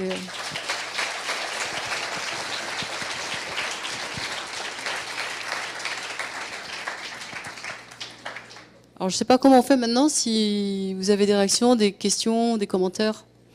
Si je fais circuler le micro, peut-être ou...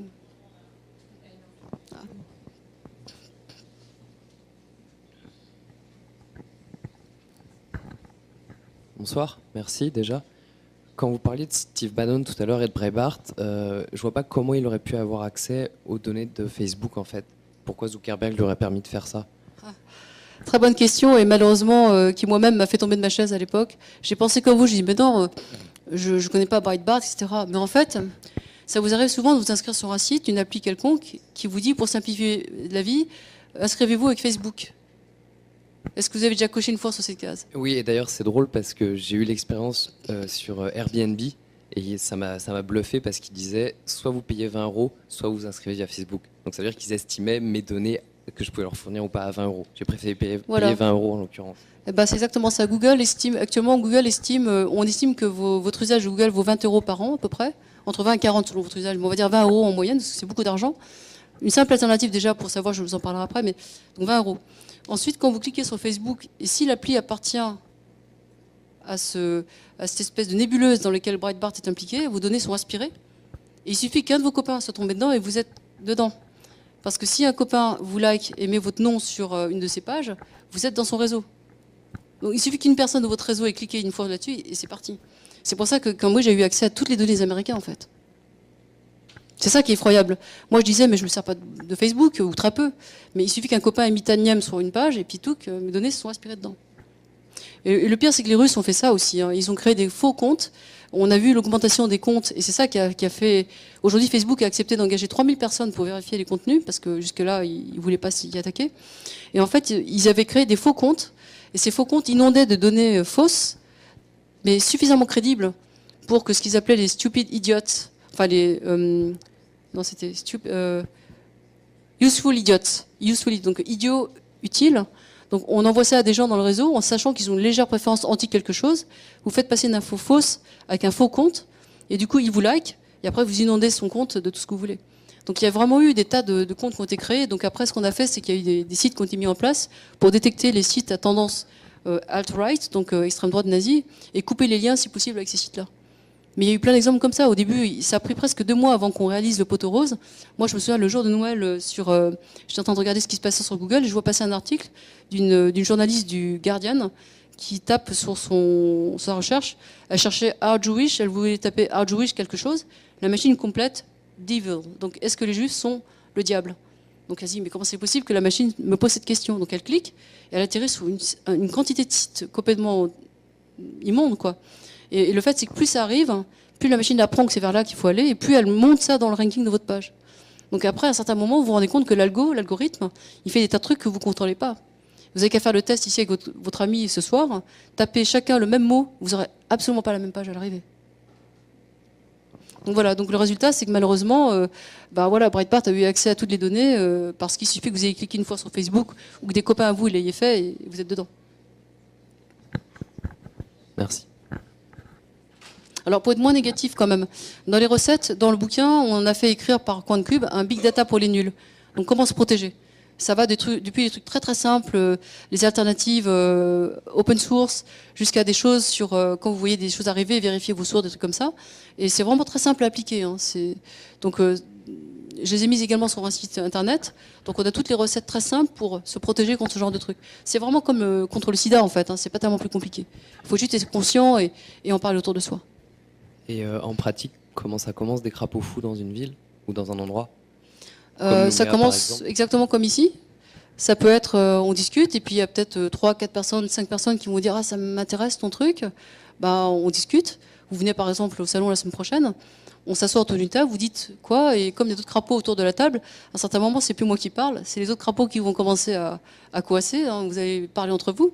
Moi, je vais être là pour faciliter, voir ce qui remonte. Et à la fin, c'est vous qui allez monter entre guillemets en capacité, mais c'est pas une capacité. C'est vous qui allez identifier des gens qui, comme vous, ont envie de faire des trucs. Et c'est ça l'intelligence collective, c'est que c'est le groupe qui va faire émerger quelque chose. Donc ça, c'est à l'échelle locale ici. Après, nous, on fait la même chose au niveau plus gros. Au sens, avec les réseaux, on peut le faire à travers intervilles, interpays, etc. Et puis le troisième truc que j'aime bien faire, mais c'est plus compliqué, peut-être une prochaine fois, c'est les fameux séminaires ou les séjours d'intégration des crapauds. Donc on part à 30 ou 40 dans une aventure collective. Le truc dont je vous ai parlé, on ne se connaissait pas, les 3 quarts des gens ne se connaissaient pas.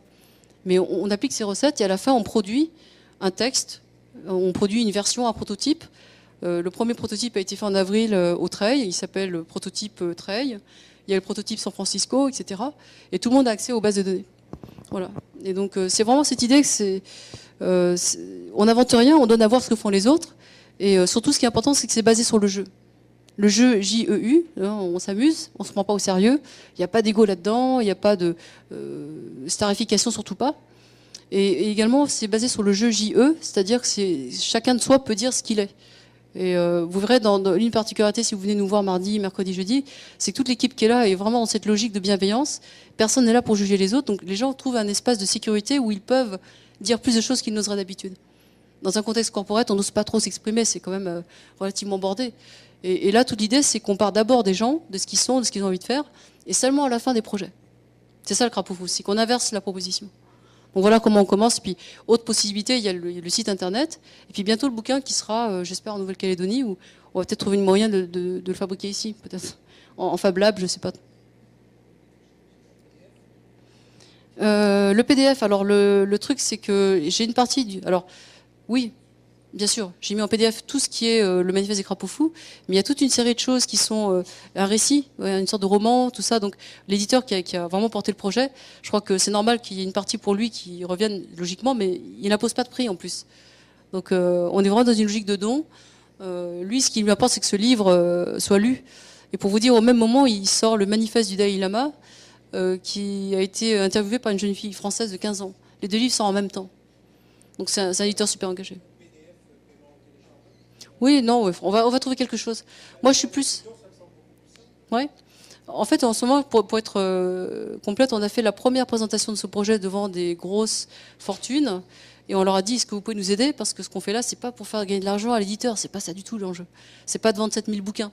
C'est que ça se diffuse. Donc on est en train d'essayer de travailler sur cette logique-là. Oui, merci pour votre intervention, que je trouve vraiment très intéressante. J'avais une question, c'est est-ce que vous croyez que le système éducatif, il tue pas les crapauds fous? Parce que c'est le sentiment que j'ai au travers de nos enfants. On a l'impression que dès qu'ils sortent du cadre, voilà, au contraire, au lieu de favoriser l'émergence de leurs idées, on les bride. Et qu'est-ce que vous pouvez faire par rapport à ça, ou donner comme lueur d'espoir, je veux dire, sachant qu'en Calédonie, on est encore plus éloigné de toutes ces choses-là, donc on a le sentiment que c'est bouché. Merci pour cette question qui est effectivement essentielle. Donc l'éducation, pour nous, c'est vraiment un enjeu prioritaire. Mais déjà, je préfère remplacer l'éducation par apprentissage, l'expérimentation. Donc la première réponse, c'est que le crapaud fou, justement, c'est celui qui sort du cadre. Donc par essence, le crapaud n'est pas dans l'école. Ou alors c'est parce qu'il a un prof qui est crapaud fou. Donc prenons le premier cas de figure, l'école classique, qui norme les enfants, etc. Donc c'est pas là qu'on va voir le crapaud fou s'exprimer, a priori. Donc c'est plutôt toute l'activité extrascolaire. C'est toutes les expérimentations qu'on a fait d'ailleurs avec François Tadillier, avec des écoles primaires et des gamins à la pause de midi, où on leur faisait faire des jeux éducatifs, scientifiques et tout ça. Donc il y a des possibilités en dehors de l'école, dans les hobbies, dans les activités. Et c'est là que c'est intéressant de leur dire, vous n'êtes pas tout seul dans votre truc.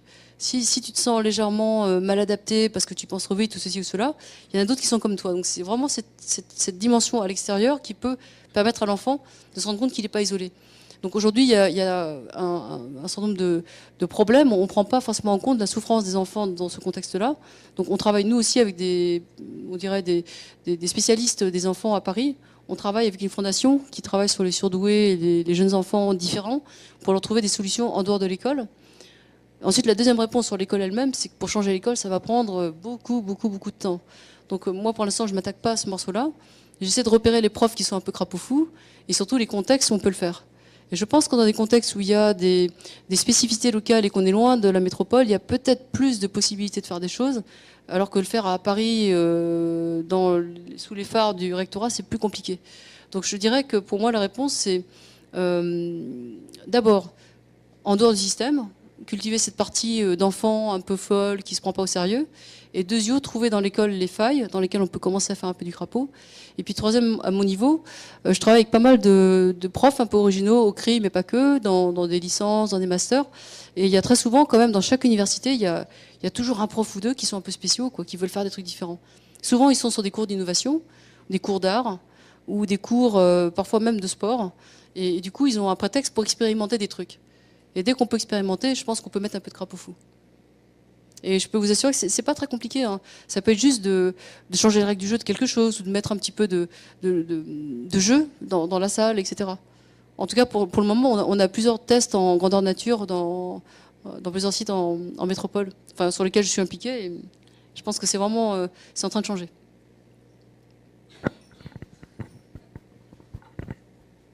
Bonsoir.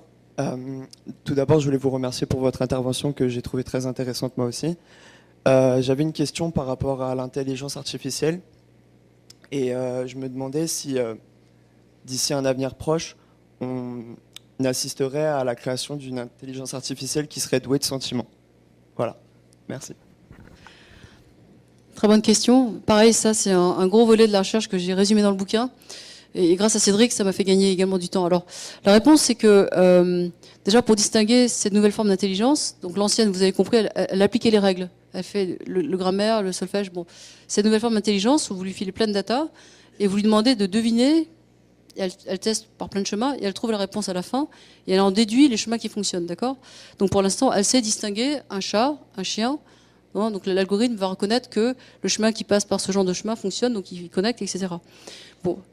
La question suivante, c'était de dire, est-ce qu'elle sait que c'est un chat? Bah non, elle est un peu stupide, elle sait statistiquement que la réponse sur ce truc, c'est chat. Une tête ronde, 2 oreilles, des moustaches, ça fait chat. Donc ça marche à peu près de plus en plus fin, et plus il y a de data, et plus la machine est bonne. Mais encore aujourd'hui, elle confond parfois des renards avec des petits équelles, etc. Bon, donc tout ça, ça s'améliore avec les inputs que vous lui donnez. La question ensuite de l'émotion, et puis la question de la conscience.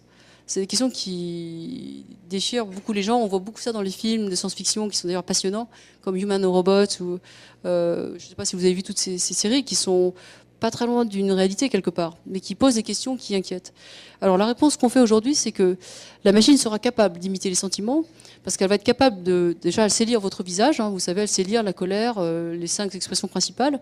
Et donc elle va être capable de voir que quand vous êtes en colère, votre ton monte, votre couleur de visage change, et vous dites des gros mots comme, je ne vais pas les dire là, mais donc on sait que quand cet état de sentiment est là, c'est ce genre de mot qui sort. D'accord? Donc la machine, sans avoir de vrais sentiments, va faire comme si elle avait des sentiments. Et après, on va lui feedbacker que c'était bien ça, c'était bien de la colère, ou non, c'était de l'amour, ou c'est de la etc. Donc vous voyez, donc elle va faire comme si elle avait des sentiments. Donc les scientifiques disent, les gens de Google disent c'est parfait, ça me suffit, du moment que ça fonctionne, c'est ça que je veux, donc c'est l'approche fonctionnelle. Et il y a des gens qui disent mais c'est n'importe quoi, c'est pas des vrais sentiments. Mais n'empêche que, et c'est là qu'on arrive à, pour moi, la vraie question, dans les usages. Une mamie, mettons, qui a son petit chien électronique, qui lui fait des câlins, etc., etc. Et ben la mamie, elle veut pas savoir que c'est faux. Elle s'en fout, ça lui fait du bien. Donc à ce moment-là, c'est comme du sentiment, malgré tout. Elle a l'impression que le chien l'aime. Voilà. Et à partir de ce moment-là, on a un problème, qui après pose la question du recyclage. Parce que quand le chien meurt, est-ce qu'on a le droit de le dézinguer ou pas? Ben non, c'est une personne juridique. Mais je t'assure, tu te marres, mais je t'assure qu'il y a des juristes qui planchent là-dessus. Parce que si tu dis que si la personne s'attache à l'animal, tu lui donnes une personnalité juridique. Pour la petite histoire, la question qu'est-ce que c'est qu'un être vivant versus un être inanimé, la question a été tordue, et c'est pendant l'esclavage d'ailleurs que cette question a été posée. Et Jeremy Bentham, en 1600 et quelques, a dit la seule réponse, c'est souffre-t-il? Et à l'époque, c'était les Noirs, c'était ça qu'il disait, hein. Les Noirs n'ont pas d'âme, ce ne sont pas des êtres humains puisqu'ils ne parlent pas. Ce sont des êtres inférieurs. Et donc la seule question que Bentham m'avait dit, c'est souffre-t-il? Et bien aujourd'hui, le problème, c'est que les robots, on va leur faire des trucs qui vont faire comme s'ils souffraient. Ils vont être capables de dire aïe, etc., parce qu'ils vont copier la big data, la base de données. Voilà. Alors la conscience, c'est encore autre chose. Ça, par contre, c'est probable qu'on ne va pas y arriver parce que la conscience suppose d'être réflexif, donc d'être capable de se rendre compte de ce qu'on vit actuellement. Alors la machine ne peut qu'anticiper ce qu'elle a déjà avant, donc c'est probable qu'elle n'arrivera pas à ce niveau, notamment sur l'intention et l'intuition, qui sont des trucs un peu plus compliqués à modéliser. Enfin voilà, ça c'est plus compliqué, mais je trouve que c'est absolument passionnant parce que c'est pour moi là la vraie question. C'est pas le fait que c'est des vrais sentiments ou pas, c'est est-ce que les gens vont s'y tromper ou pas? Est-ce qu'ils vont être conscients que c'est une machine, il faut la unplugger, c'est terminé. Voilà. Bonsoir. Je voulais revenir, si possible, sur le modèle économique de Wikipédia, en première question, et la deuxième attendra un petit peu. D'accord. Le modèle économique, c'est qu'il n'y en a pas, au départ. C'était basé sur la passion des bénévoles qui voulaient faire quelque chose de bien, etc., etc. Et vous avez sans doute remarqué que progressivement, il a fallu faire des demandes de dons, etc. Donc le modèle, en fait, qui repose sur la création de valeur, qui est la valeur ajoutée de l'encyclopédie pour tout le monde, aurait pu... justifie que chacun donne quelque chose. Donc la fragilité de leur modèle, c'est qu'il faut que les gens acceptent de donner, sans quoi ils sont un peu dans le rouge. Donc en fait, ils ont deux stratégies. D'un côté, ils vont chercher de l'argent de gros mécènes, donc des grosses fondations qui donnent beaucoup. Et puis de l'autre côté, ils vont chercher des 1, 10 euros que les gens vont donner les uns et les autres. Donc voilà, ça c'est la réponse du côté du business model. Mais tous les gens qui sont dessus, il n'y a que, je crois, 150 salariés aujourd'hui et 60 000 bénévoles. En réalité, aujourd'hui, le vrai problème qu'ils ont, c'est qu'à cause des fake news, jusque-là, c'était comme une copropriété qui était bien gardée. Donc chaque personne qui a fait une page la gère. Et tous les gens qui ont écrit dessus vérifient. Quand vous mettez une cochonnerie, ça se voit. Donc les autres l'ont vu, c'est comme une copropriété. Donc il n'y a pas besoin d'avoir des flics. Le problème, c'est quand on est à l'ère de la fake news, avec Breitbart, on est inondé de tellement de cochonneries que les gens n'arrivent plus à contrôler. Donc c'est pour ça qu'on a cette question qui se pose aussi pour Facebook et Google, c'est que l'algorithme, il faut d'autres garde-fous pour aider les humains qui font le travail de tri. Voilà. Et en fait, la deuxième question porte sur la coexistence d'un modèle de société dans lequel on vit avec l'initiative Crapaud Fou. Et la question peut se traduire par les crapauds fous sont-ils destinés à rester en amont des innovations et à ne pas inonder la société à terme?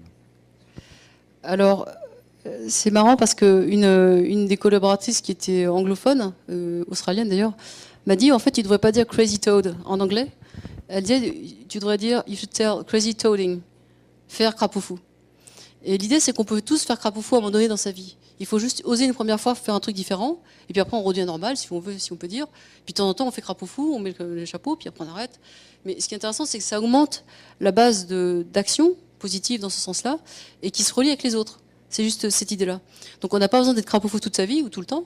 Il suffit d'être de temps en temps. Moi je suis pas crapaud fou tout le temps, hein, ça serait pas possible. Mais simplement c'est cette idée que c'est comme la chasse au gaspille ou touche pas à mon pote. C'est comme si on contribue à un pot commun qui s'agrandit à chaque fois qu'on fait un truc. Et comme c'est gratuit de contribuer dans cet esprit-là, par rapport au Wikipédia, moi, je ne vais pas embaucher 150 salariés, c'est clair que non. Donc mon idée, c'est plutôt d'en faire un truc aussi simple à utiliser que, les Pokémon, c'est marchand, mais le principe, c'est que si ça plaît, que les gens trouvent ça rigolo, il faut que ça reste un jeu, que ce soit vraiment à la portée de chacun, et à partir de là, on verra bien, c'est un pari. Il se peut que dans quelques temps, on parle plus du tout des crapauds fous, c'est pas grave, on se sera amusé, on s'amuse déjà bien avec ça. Et voilà, donc c'est vraiment l'idée que c'est libre. Et une autre chose qui a été écrite par l'un des crapauds fous, qui est un double normalien complètement excessif dans toutes les... Il s'appelle Arnaud, il est dans le bouquin. Il dit, ce qui compte, c'est de faire une première fois. Mais si cette première fois rencontre 3000 premières fois, alors ça fait une différence. Moi, ce que je me demande, c'est si vous êtes efficace, et si les crapauds fous sont efficaces, comment l'État va arriver à vous pomper du fric? Pomper le fric? Mais oui, parce que vous allez rendre un service. Et l'État, lui, il a toujours besoin d'argent et il va toujours essayer de chercher à en récupérer à partir du moment où vous servez à quelque chose. L'État est partout et l'État cherche l'argent dans tous les mouvements. Donc vous faites partie d'un mouvement, comment ils vont vous avoir? Moi, pour l'instant, ça fait 15 ans que je fais ce genre de truc et j'ai jamais eu de problème avec ça parce que simplement, j'ai pas de relation financière avec ce que je fabrique. C'est plus simple pour moi. Mais l'idée, c'est qu'à gauche de la courbe de Gauss qu'on a vue tout à l'heure, on est avant les early adopters. L'argent commence à peu près là. La partie innovators, c'est l'inverse, ça coûte. Donc là, on ne peut pas pomper de l'argent, c'est l'inverse, c'est nous qui payons pour faire nos trucs. C'est toi qui m'invites à venir ici, c'est toi qui payes le billet d'avion. Donc pour l'instant, c'est un coût. Pour l'instant, je ne rapporte pas d'argent. Donc moi-même, ça me coûte du temps, c'est tout. Après, quand ça commence à rapporter, c'est quand on arrive dans la partie, on va dire, early adopters, ou on va dire innovateurs. Donc ça, c'est Blablacar ou Couchsurfing, c'est gratuit, c'est des modèles d'amateurs qui collaborent. Puis quand on arrive dans les early adopters, là, il y a du fric, c'est Airbnb, c'est Uber. Et là, je pense qu'il faut que l'État se serve, normalement. Mais pour moi, je pense que c'est important que la partie amont des crapauds et des early, des innovateurs amont, ceux-là, on les laisse bidouiller. Et très souvent, ces gens-là le font dans leur temps bénévole, leur temps de côté, ou éventuellement en tant que chercheur, ou indépendant, ou penseur, etc. Donc moi, je ne suis pas du tout inquiète sur l'aspect taxe. Je pense que c'est pour les gens qui viendront profiter de ce qu'on a trouvé qu'il y aura peut-être la question de l'argent.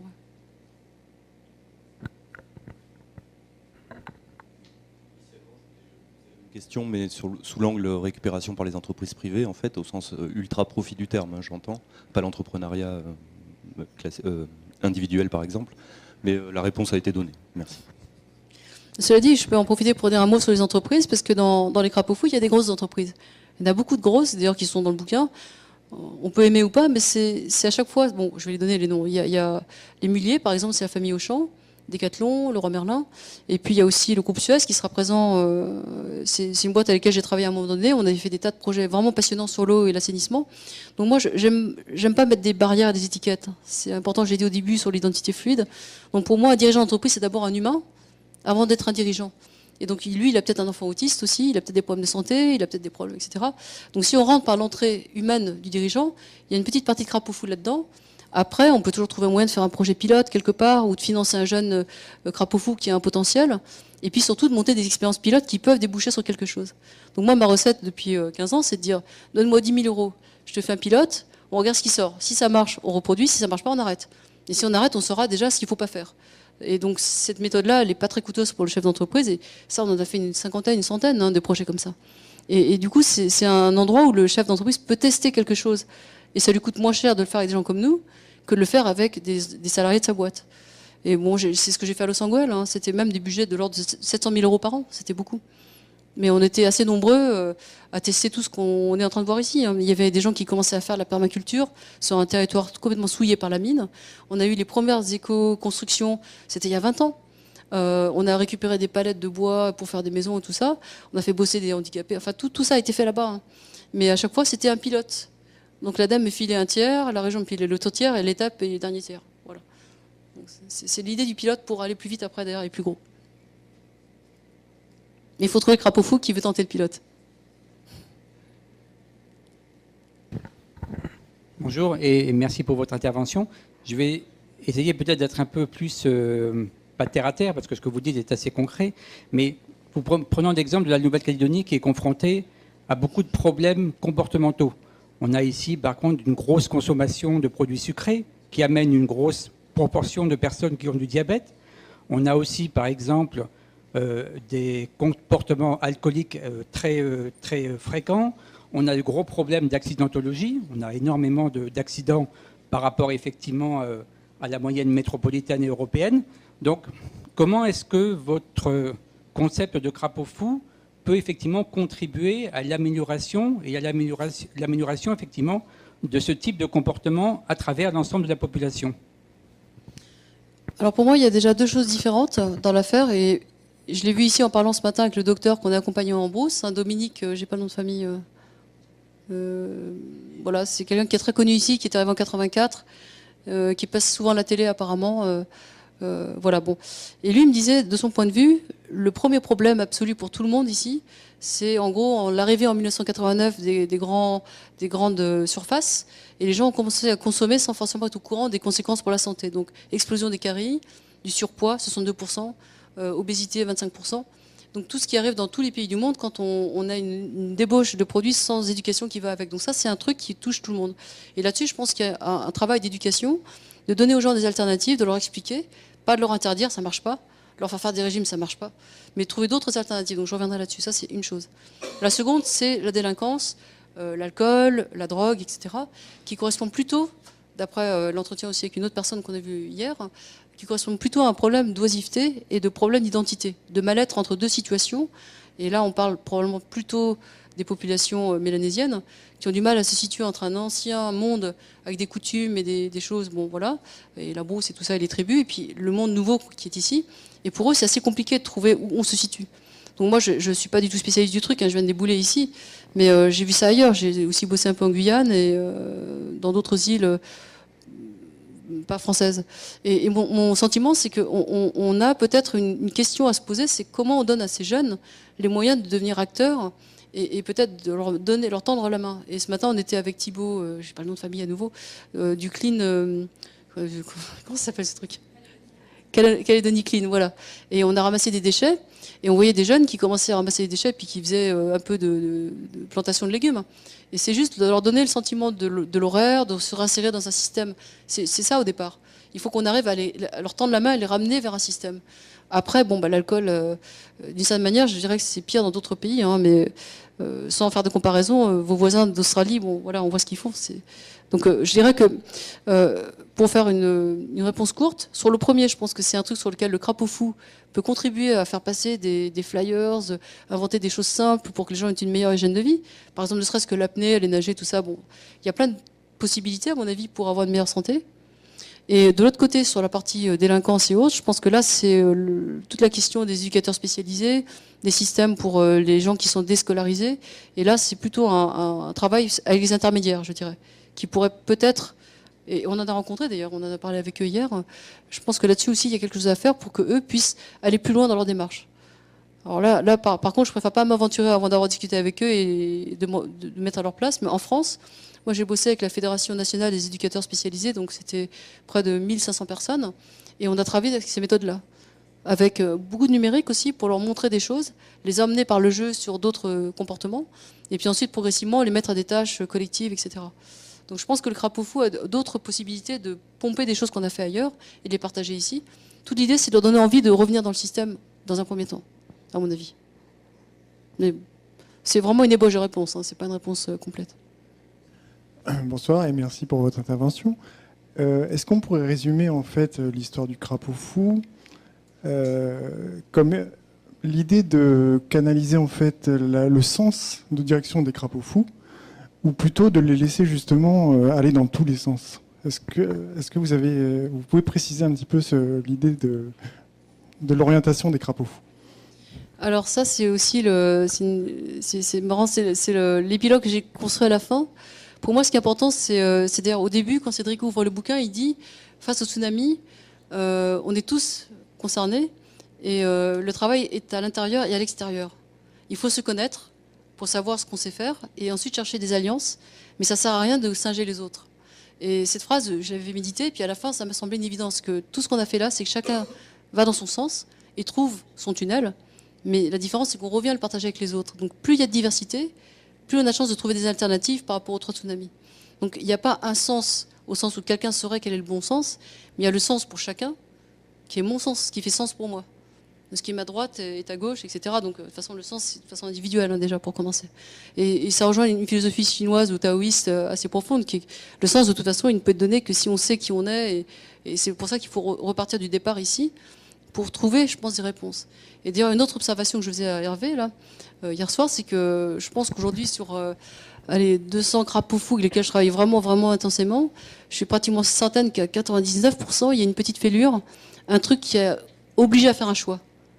Une maladie, la perte d'un être cher, une injustice, une dépression, quelque chose, qui fait qu'à un moment donné, la personne se dit non, ce truc, je ne peux pas. Et d'un coup, c'est comme si on cadre un peu sa focale. On se dit, il faut que je trouve quelque chose. Et là, on commence à regarder.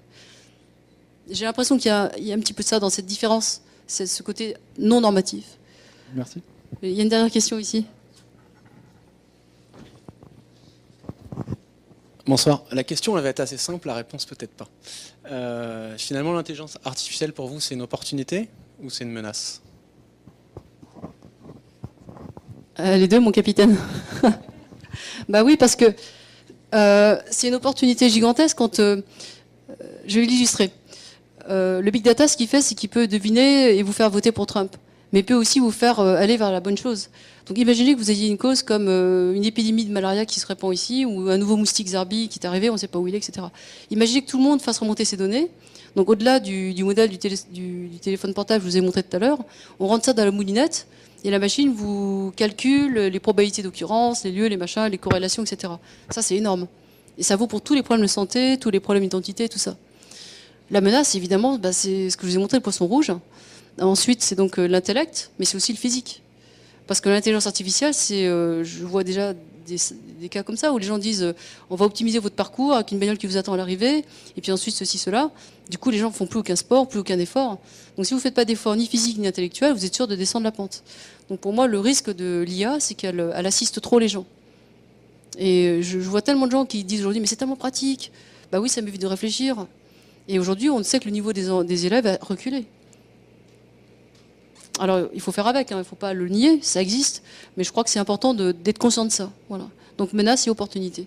Et je pense que pour vous, en Nouvelle-Calédonie, c'est plutôt une opportunité qu'une menace. Parce qu'apparemment, ce que je comprends, il n'y a pas encore énormément d'invasion de ces choses-là ici. Par contre, il y a plein de problèmes très délocalisés, partout sur le territoire, du côté écologique, du côté sans doute des opportunités des plantes endémiques, des savoir-faire traditionnels. Il y a plein de trucs qui sont éparpillés.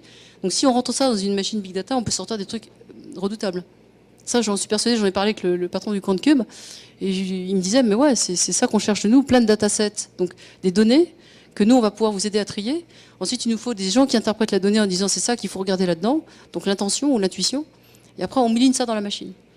Et ça, c'est vraiment, vraiment très puissant.